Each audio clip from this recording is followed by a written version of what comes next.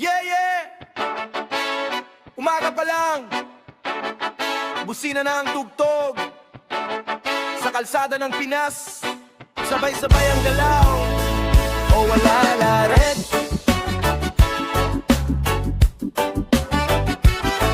Yeah, yeah. Alas 6 pa lang, gising na ang bayan. Kape sa isang kamay, stress sa isipan. Jeep, bus, trike, motor, siklo, parang sardinas kami. Dikit-dikit bro, usok sa hangin, init sa balat.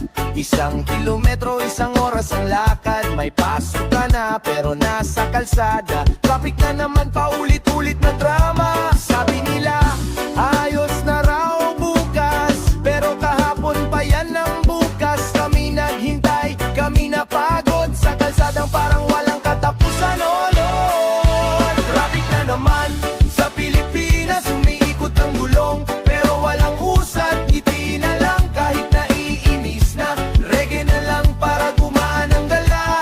Traffic na naman sa Pilipinas, bawat araw pare-pareho ang eksena. Kahit mabagal ang biyahe ng buhay, tuloy pa rin, sabay-sabay, okay lang yan pare. Okay lang yan pare. May enforcer, may road repair, pero parang lalo pang sumisikip, swear. May flyover, may bagong plano, pero bakit ganun? Parang ganun pa rin ngayon. May pasahero, may driver na pagod, kumakapit sa tiyaga, kapit sa sahod. Sa gitna ng traffic, may kwentuhan dito sa kalsada, sama-samang kalba.